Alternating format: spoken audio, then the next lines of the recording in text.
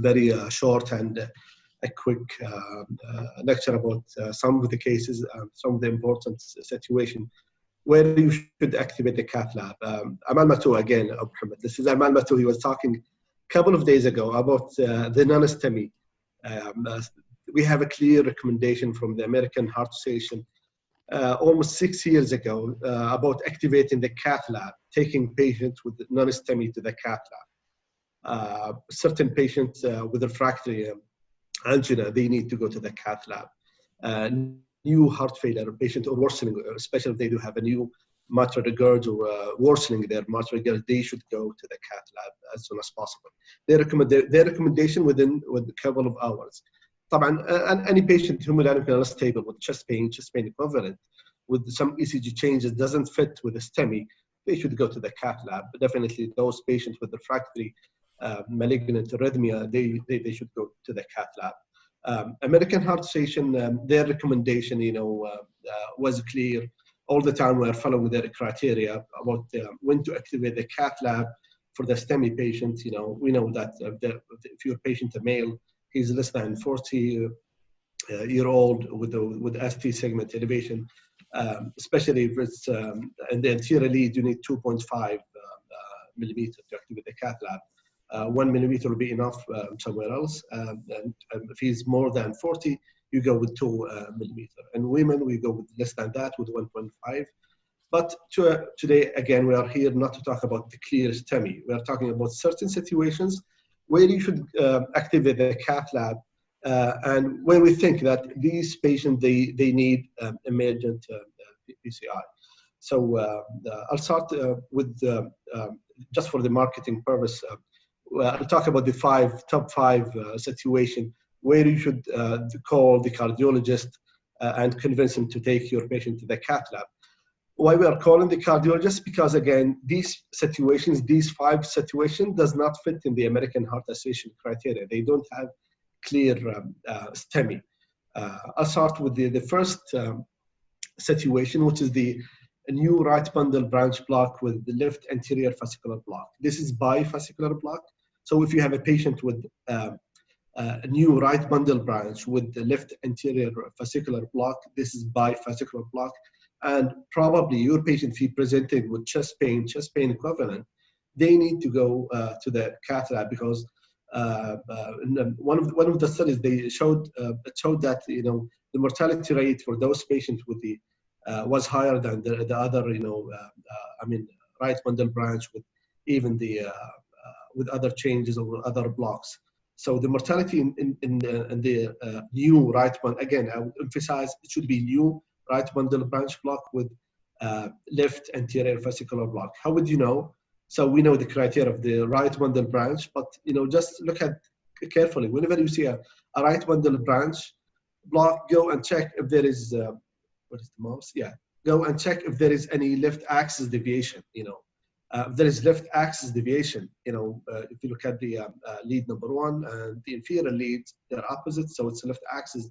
Especially the ADF for lead 3, they are going away from each other. This is a left axis deviation. So right bundle branch with left axis, then you go and check the other criteria of the left anterior fascicular block. They do have small, tiny Q wave in the lead 1 and tall tall S wave or deep S wave in the inferior lead. So this is left anterior fascicular block.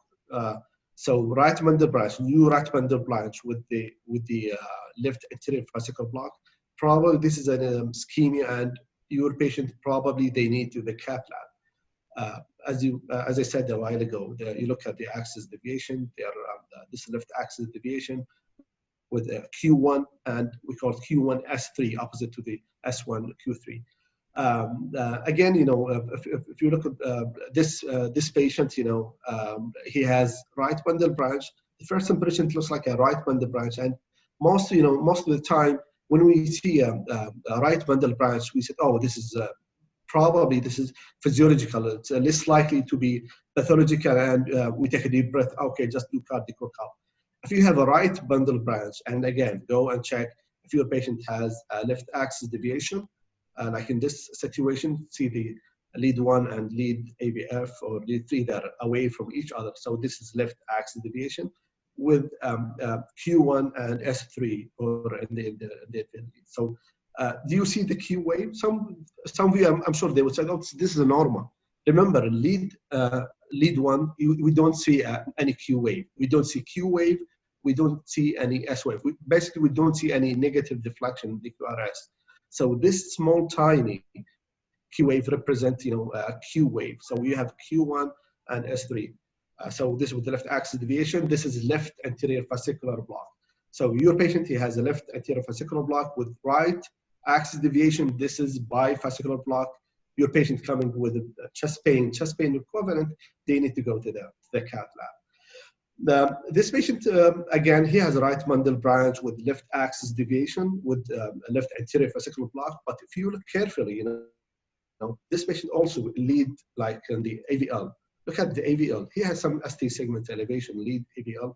And again, if you look carefully, even maybe in V1 it's not clear, but V2, we do see some ST elevation. So this patient, he has right bundle branch with some ST elevation here and there, plus the left axis deviation, which is the left anterior fascicular block. This patient needs to the cath lab as soon as possible. Another patient, look at this patient. This is a right bundle branch with left anterior fascicular block. Probably this is an ischemic. Here I'm talking about a new, remember, I'm talking about new right bundle branch block with left anterior fascicular block. This is bifascicular block. Probably it's an ischemic changes and your patient need to go to the cath lab. Good luck with the cardiologist convincing him this is a bifascicular block. Probably has some ischemia is going on in this patient and he needs to go to the cath lab. Second situation where you should pay more attention to the ECGs when there is very subtle inferior MI. And we know that, in the inferior MI, we do see some reciprocal changes in the AVL and lead 1. And if you look carefully in these, like 3 patients, patients A, B, C, look at their, maybe there is no clear ST elevation in the inferior leads, but but if you look carefully at AVL, there is like very subtle ST depression. Malmatu, he call it. There is sagging of the ST segment, which is probably this is the very early change prior to the ST elevation. Even prior to the ST elevation, the inferior leads, you get some very subtle changes in the AVL, especially an AVL. So reciprocal changes will be an AVL, and there will be like a very subtle ST segment depression, as we see here in the 3 examples. Before even there is an ST segment elevation. Now, we are not talking about this is clear inferior STEMI. So there is the ST segment elevation 2, 3, and AVF with very clear, obvious reciprocal changes in AVL and lead 1. This is different patient. We are here today to talk about this very subtle changes where you don't see a clear ST elevation in the inferior leads 2, 3, and AVF, but look at the AVL. It's there is a very subtle ST segment depression in AVL even before the lead 1, and sometimes this changes, this change in the AVL prior to the ST segment elevation in the inferior. So what you can do, you can just repeat the ECG to see there is a dynamic changes. There will be like an ST segment elevation later on in the inferior leads. What's the definition of this subtle change, this subtle ST segment depression? They're talking about 0.25 milli, which is very, very, very subtle. You cannot see it by your naked eye. Maybe you need a microscope, and you need to be obsessed, with the ECG so to see this changes. And remember, this is a very important point.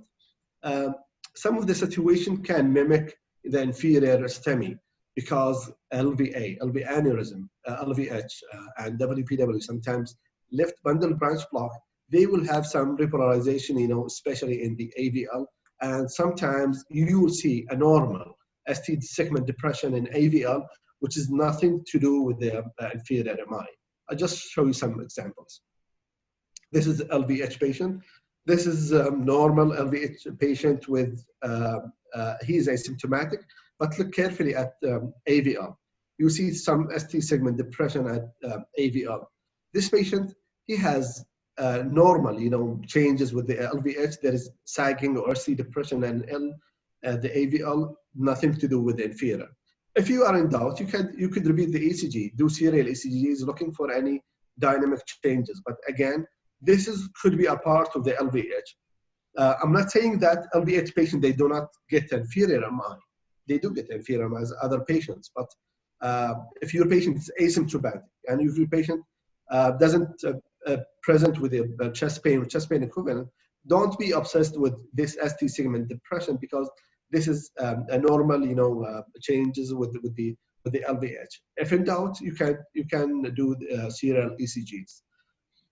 Look at the LV aneurysm. LV aneurysm patient, those patients with the previous MI and the anterior, you see like very deep QS wave.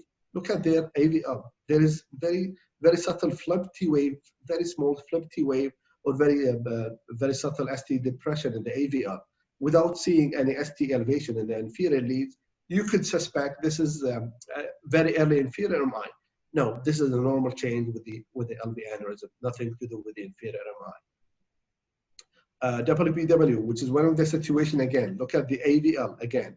AVL here, they do have a normal. So WPW, they do have a normal sagging ST segment at the AVL, and there is no clear ST segment elevation. If you suspect this is a very hyperacute T wave, the inferior leads, go and repeat the ECG, do serial ECG, just to confirm there is no dynamic changes. But WPW could have a normal sagging ST depression, very subtle ST depression at the AVL. This is one of my patients. I saw him like maybe, this is 4 years ago. I saw him with one of the residents. He's a consultant by the way now, just graduated. He told me that I was doing, research, shift at that time, very busy, and we have to sign, we have to check all the ECG, each and every ECG, we have to look at it. So when I saw this ECG was given by the nurse, immediately I told her, what's his complaint? She said, chest pain. And I asked my resident, do you see any ST segment depression at the AVL? He said, no, there is no, it looks normal. I told him, no, if you look carefully, you could appreciate very subtle ST depression at the AVL. And I was arguing with him, no, look carefully. You look at the J point, it's below the isoelectric line. Go and look carefully over there. You might see, this is very subtle ST segment depression. And I told him, let's go and check the patient. We went to the triage. There was like a 40-year-old male, otherwise healthy. He was sitting in the chair. He said that I had to do chest pain for the last 6 to 8 hours. So then I asked the nurse to repeat the ECG, and that was his repeated ECG in 10 minutes. At the time we saw him, I asked to repeat. There was like very clear, obvious ST segment elevation in the inferior leads. And if you look carefully, look at the AVL. Now we have more prominent ST segment depression. And look at lead 1. Still, lead 1 doesn't have any ST depression. And just I'll go back to the first ECG just to show you that lead 1 is still, it was a normal. And lead AVL maybe has very subtle, very suspicious, ST segment depression, which if you repeat the ECG, especially if your patient has chest pain equivalent, probably something will have inferior, MI. So the subtle ST segment depression in the inferior leads, especially AVL, could represent very early inferior MI. And he went to the cath lab, he had 100% RCA closure. Another patient I was busy with in research, and one of the senior resident, he went to check one patient in the respiratory area who was having cough, short of breath, and he told me that his ECG was fine, and I just asked to do some blood work, chest X-rays and blood work for him. And 30 minutes or an hour later, they called me, they told me that we have a STEMI patient in the respiratory zone, the respiratory area. I went to check the patient. He was the same patient, and when you look at the ECG, he has very obvious ST segment elevation in the inferior, with the reciprocal and the high lateral, especially in the AVL. But when I look carefully at the first ECG, which was missed by me, I did not, to be honest, I didn't pay attention. I was dependent on the resident, and when he told me it was normal, I just scanned it quickly. I didn't pay attention to the AVL.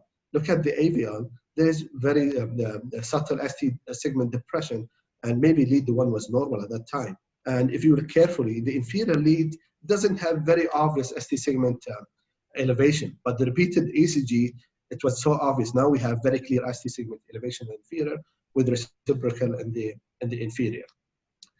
This is from the Stephen Smith website. One time he put an ECG and he asked, what do you think? Is it LVH or there is any inferior MI? And we know that LVH patients, they do have ST segment depression and the AVL. So I told myself, this is very obvious, ST depression. With this, normally, I wouldn't say there is a clear ST segment elevation in the inferior. Probably this is part of the morphology of the LVH. So this is a normal, pattern with the LVH. And then I went to the second ECG for the same patient, for the same LVH patient. I checked his baseline ECG. That was his baseline. In his baseline ECG, even if it was an LVH, he doesn't have any ST segment depression in the AVL. And the T wave in the inferior leads, it was not there. So this patient, he has an LVH, but with the chest pain, he gets an ischemia. And not always that the LVH or the LVW or LV aneurysm, they will have ST segment depression in AVL. So please, the message here, you should check the previous ECGs before telling this is a normal morphology with the LVH. And you can repeat an ECG if there is no changes. Do a serial ECGs before concluding this is normal, pattern with the LVH. And don't depend always on that. The LVH, they do have a normal ST segment depression. Sometimes LVH, they don't have it. Sometimes they do have like a normal, ST segment. There is no depression, just it's isoelectric. But in certain situations, yes, they do have ST depression. Third situation, where if you convince the cardiologist to take the patient to the cath lab, if there is a hyperacute T wave or very subtle ST segment elevation in the anterior, I call it the ladder occlusion, the hidden beast. I don't know. This is the total LAD occlusion. I don't know if you see the beast over there, but this is very scary. Whenever you see any ST segment, a very subtle ST segment elevation in the anterior leads, we think it's a normal, especially because most of the time it's going to be very challenging, for us, because there is some many situations which could mimic the ischemia, but it's not ischemia, like maybe like hyperkalemia or early position. Sometimes left bundle branch block, they will have a normal ST segment elevation in the anterior leads. So it's very, very challenging and very difficult. This is one of the elderly patient. He presented to the emergency with chest pain. And if you look carefully at the anterior leads, there is no very obvious ST segment elevation. And if you apply the criteria of American Heart Association again, which they said that if your patient, more than 40, you need 2 millimeter ST segment elevation and 2 consecutive leads or contiguous leads. And look at V2, V3, they don't have that much ST segment elevation. Also in V1, it's very subtle, just like 1 millimeter ST segment elevation. And you are not going to activate the cath lab for this patient. But if you go and check his old, ECG, this is baseline. So in this situation, your patient, he has a very flat, T wave, or the T wave was not even big enough. But now with his ischemia, you start to have a very obvious, well-formed ST segment and very hyperacute T wave. And if you carefully look at the base of the T wave here has a very wide base, which if you go and check his baseline, this is the T wave. It has a very small or narrow base of the T wave. With ischemia, he starts to have hyperacute T wave, which is, by the way, the definition of the hyperacute T wave is not the tip of the T wave. Also, we look at the base of the T wave. So the hyperacute, what we mean by the hyperacute is the tip of the T wave and the base, also the base of the T wave. And this patient, they repeated the ECG after a while, and you see the ST segment elevations was more obvious here. So this patient went to the cath lab and he had LAD occlusion. So just to show you the difference between the hyperkalemia and the acute MI, what's the difference between them, usually hyperkalemia, their T wave, they do have a very narrow tip of the T wave, and the base of the T wave is small in comparison to the the acute MI, where they do have like very broad base of the T wave, and their tip is not narrow as the hyperkalemia. I mean, it's not always. This is another situation where we have a very hyperacute T wave in the anterior leads, and the clue here, this is an ischemia, and this patient needs to the cath lab because this patient's not all. There's not only there is ST, hyperacute T wave. There is ST depression, in the anterior leads 2, 3, 4, which is goes with De-Winter syndrome. And if you look careful at AVR, De-Winter, because it's a proximal lat occlusion, they do have some sort of ST segment elevation at the AVR. So this patient again need to go to the cath lab. Stephen Smith, he was talking about how can you differentiate between the early revasation and the subtle anterior STEMI, and it's really challenging. And for the last 10 years, he had lots of cases in his blog, in his presentation, talking about different criteria. How can you differentiate between the early revasation and the subtle anterior STEMI? I will just go quickly about his criteria. You can go to his website and take more details. He was talking about initially in 2010 about 3 variables where you can use to differentiate between the anterior STEMI from the early revasation. And those 3 variables was the QT interval and ST segment elevation V3 and the R wave in V4. And you should put it like in an equation, and it will give you the value. If the value is more than 23.4, that it goes with the STEMI rather than the early revasation. If it's less than 23.4, probably your patient has early revasation. After 4 or 5 years, they added another variable. So they put another variable, which was the QRS in V2. And he said that now it's more sensitive and specific. So the 4th variable, by adding the QRS and V2, it will add more value to that equation, and it will tell you if your patient has early revasation from subtle STEMI. And here the value is, if it's more than 18.2, it suggests LAD occlusion. So this patient, he was seen in one of the hospital, with chest pain, young male, otherwise healthy. He's a bronchial asthma patient. He went there with non-specific chest pain for the last couple of days, and he looks very fine, very normal. So that was his first ECG. Given some, Ventolin, Atrovent, he improved. He said that that chest pain becomes less after the nebulizer, and they asked for troponin, and the troponin came to be normal, negative. And the repeated ECG there was no dynamic changes, and he was discharged, with the instructions. And if you apply the Stephen Smith criteria in this very normal ECG, I did the math myself, and it shows 18.5, which goes with LAD occlusion. If you look carefully at the ECG, it looks very normal. There is nothing tells you this patient has LAD occlusion, but if you apply Stephen Smith equation, the 4th variable, it will tell you it's 18.5, which is probably LAD. What happened with this patient, he was unhappy from that hospital, so he went from that hospital to the nearest other hospital where they repeat the ECG, and they repeat the ECG after 1 hour from that. And then when they repeat the ECG, now he has very obvious ST segment elevation, the anterior lead, and they said, how come they missed that STEMI? To be honest, it was not obvious.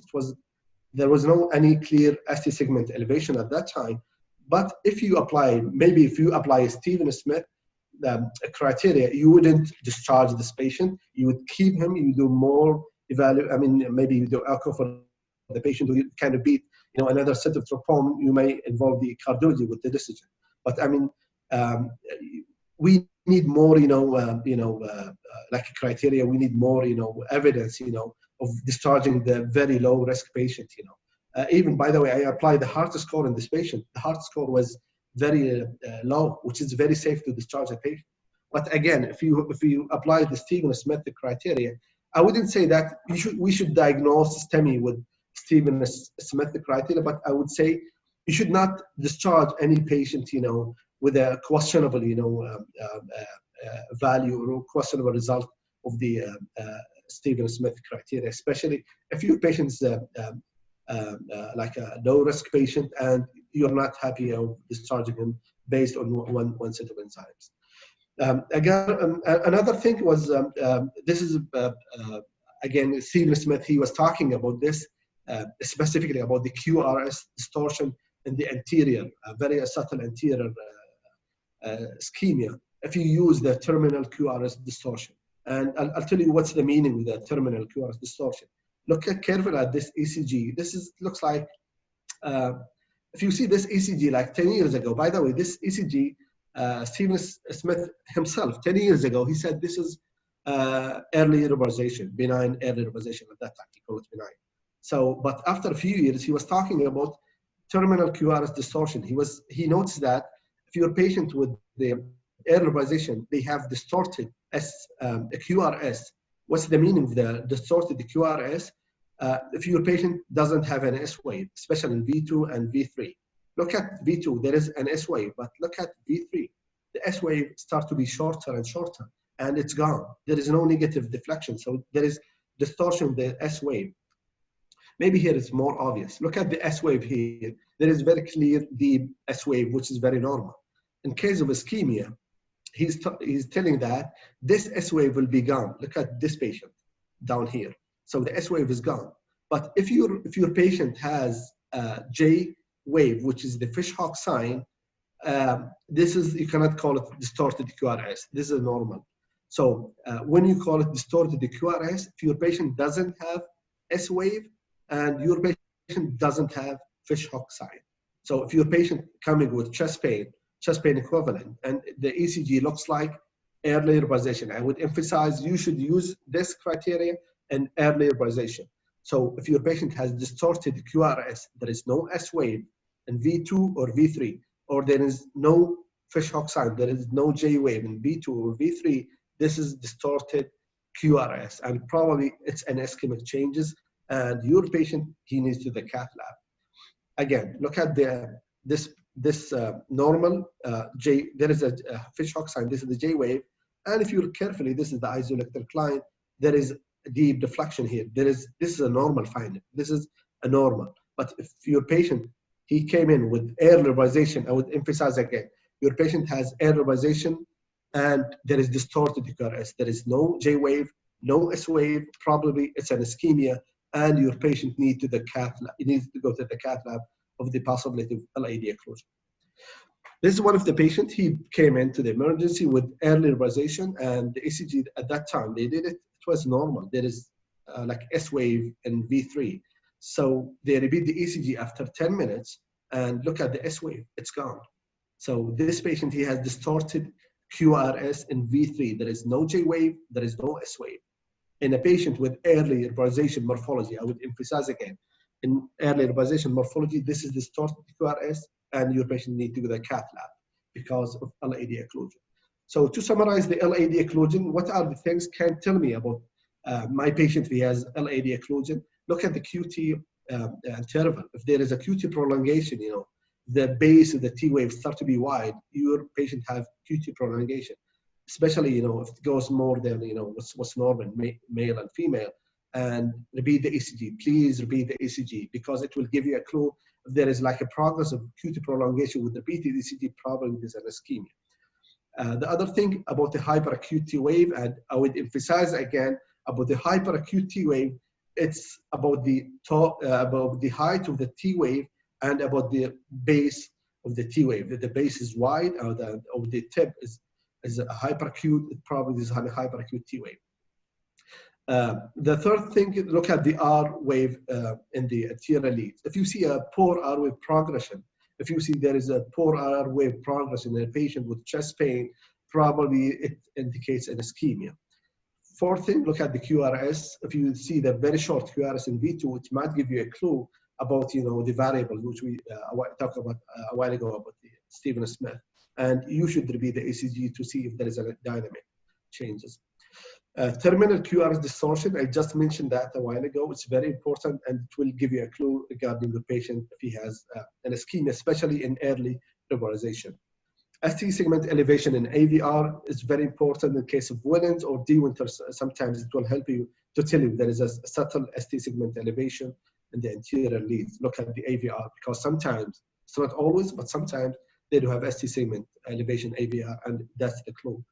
And again, look for any reciprocal changes in the inferior. Sometimes with the early anterior, there will be like very early, again, reciprocal in the inferior. And whenever you are in doubt, repeat the ECG or do serial ECGs, and don't forget to compare with the old one. The fourth situation where it's very challenging, and you need to, sometimes to talk to the cardiology to convince him to take this patient to the cath lab. It's very challenging and very difficult, even for the cardiologist, LVH patient. We know that LVH patient, their default, they do have ST segment elevation in the anterior leads. And if you apply the American Heart Association criteria, definitely this is more than 2.5 or 3 millimeter. But it doesn't mean this patient will go to the cath lab, because we know that part of the morphology with the left LVH, they do have ST segment elevation. So when to take this patient to the cath lab is very difficult question. And the electrophysiologists and cardiologists over the last couple of years are trying to find, a criteria or way to distinguish such patients from the normal LVH. So we know that LVH with the strain pattern, they do have very scary, I would say this is very scary ST segment elevation in V2 and V3 and V1 also. But look at V5 and 6. There is a reciprocal for these changes, this is the strain pattern. So this patient, usually this is your non-compliant hypertensive patient who's not taking his medication. He presented to the emergency with chest pain. And when you see this ECG, we are in doubt. Shall I activate the cath lab or not? Shall I talk to the cardiologist, because this ST segment elevation in V1, V2, V3 is so obvious. So would I consider it as a normal, morphology of the LVH, or there is an ST segment elevation? It's very challenging. What I would advise you should repeat the ECG, look for any dynamic changes, and always look at the previous ECG. But there is a big problem with such patients. LVH patients, over time, they do have normal dynamic changes with their ECG. So if you look at their ECG, like maybe 1 or 2 years ago, they don't have such ST segment elevation, because the LVH morphology is changing over time. And when you see this change, you see, oh, there could be an ischemia.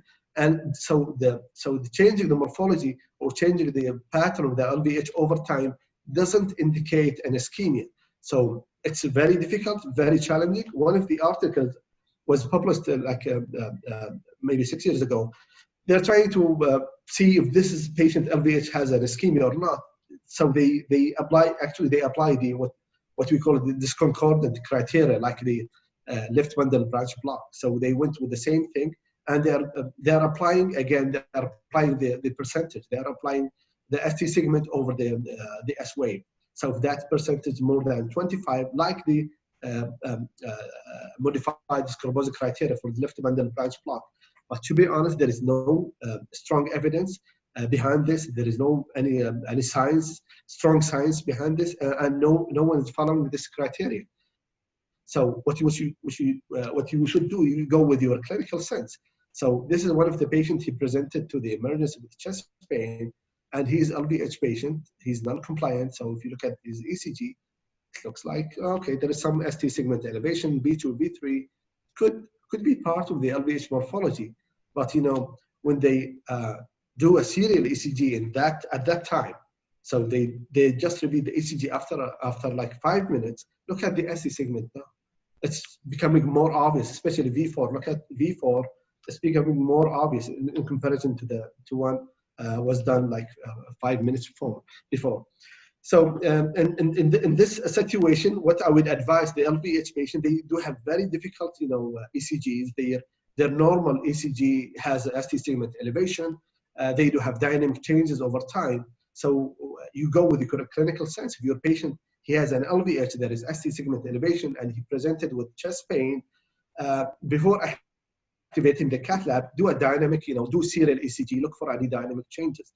Of course, if you know how to do a bedside echo, it's a great tool to differentiate between ischemia and normal LVH. Look for any hypokinesia or dyskinesia. So this patient with this dynamic changes, he went to the cath lab and he had like 99 occlusion of the LAD. Another patient, LVH, presented to the emergency with chest pain. He has sky-high blood pressure, and he has very subtle ST segment elevation. And because he has very active chest pain, we convinced the cardiologist to take this patient to the cath lab. We told him, if you remember the first criteria I mentioned, but if your patient has angina or has active chest pain, they need to go to the cath lab regardless of their ECG findings. So the cardiologist he agreed with us. He took this patient to the cath lab, to save his life, and cath lab was normal. You should not regret this, because this is